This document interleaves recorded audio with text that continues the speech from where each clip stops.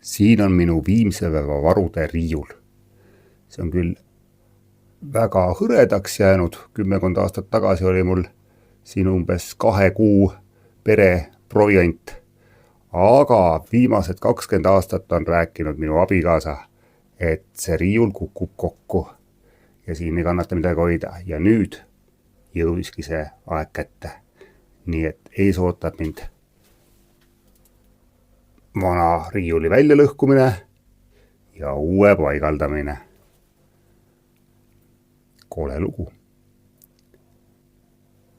Nagu video esimesest osast näha oli, meie vana moosiriiul kukkus kokku.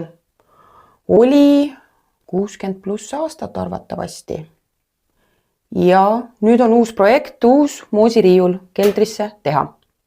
Hästi palju on MDF ja HDF plaatidega riiuleid, aga neid ei soovitata panna keldrisse, niisketesse ruumidesse, sest nad lähevad hallitama, koguvad niiskust, muutuvad nõrgaks, painduvad läbi ja jälle kukub moosiriiul kokku.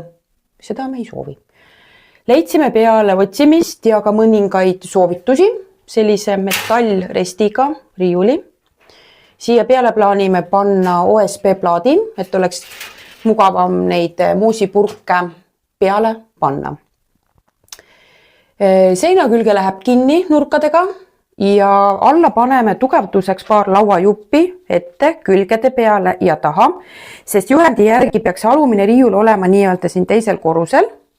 Aga ülla meil tuleb keldrisse iga 5 aasta tagant äkki vesi ja siis jäävad moosipurgid vee alla. Ei taha seda, kuigi midagi ei juhtu selle moosiga, aga ei ole väga mõnus.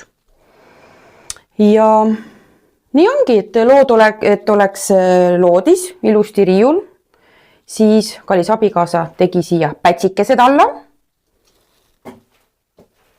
Ja nii ta lähebki. Tööd on veel teha.